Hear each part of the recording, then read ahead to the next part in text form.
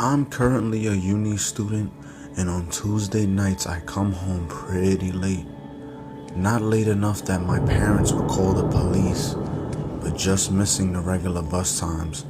Anyway, as luck would have it, I managed to catch the very last bus one Tuesday night after getting to the station, and typically it's nothing to be worried about. If you keep to yourself and stick to safe-looking people, etc., students, mothers, bus drivers, you'll be right.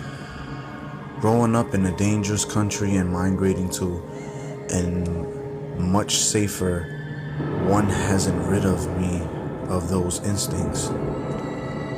And that night I got all bad vibes and buzzy. Something was off about that evening, and I didn't know what.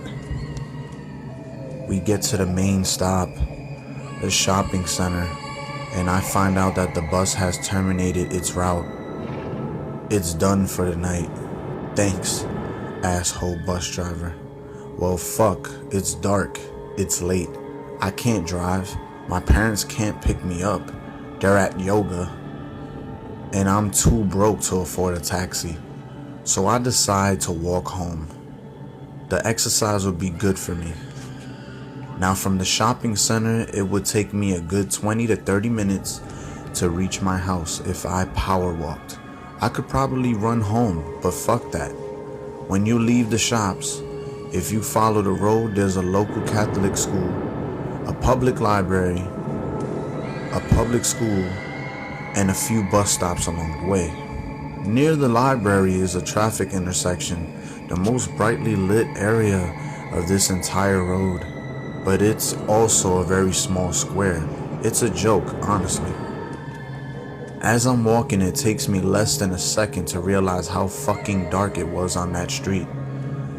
It was a bit creepy walking by the local Catholic school with their massive fucking crucifix in the middle of a huge mass of land.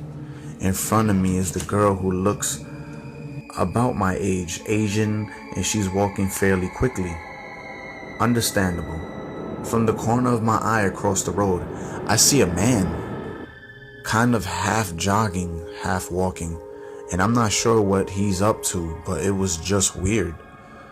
I kept an eye on him and the girl. At the intersection, my friend is there, and he greets me enthusiastically, a hug and a kiss on the cheek. He momentarily distracts me from the weird running dude and the girl. Between my friend and I greeting each other, I completely miss when the guy crossed the road and is in my path. My friend turns out to be a douchebag friend and just leaves even after I told him about the weird dude.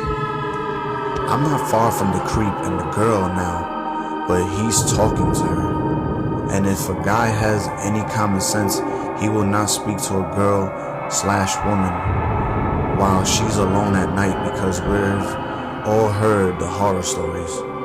By this stage, I've quickened my pace into a sprint, holding onto my backpack so that my laptop inside won't make so much noise. And I'm assessing my very limited options on how to save this poor woman. I'm a very small, very unintimidating Asian girl, and the guy looked taller the closer I got. I felt very tiny and incredibly stupid for doing this because I was still kind of far, but I have crazy good eyesight. The street lights were hitting his face, so I could make it out accurately enough in case I needed to identify him. He was a white male, early 30s to 40s, brown hair, wearing glasses, striped long-sleeved top and brown khakis. His eyes were really big though, kind of like that face you make when someone surprises you with something particularly scandalous. And I come up with what was probably the most stupidly brilliant plan I've ever concocted. I kind of stand there, hoodie on, feet apart, hands on my hips, and my best, loudest impersonation of an older Filipino woman getting mad at her child with the strongest accent I could. Honestly, if I were a bit taller, I might not have gotten away with this. "Hoy, what are you doing?" I say. "Huh? You were supposed to be home already and talking to a boy, huh?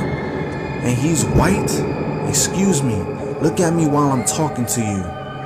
I did not raise you like this." And I don't remember exactly word for word what I said, but I'm basically copying whatever my mom says when she's angry with me. The entire time I'm yelling at the top of my lungs, I can see the guy trying to inch away, and the girl looks so bewildered, like a deer caught in the headlights.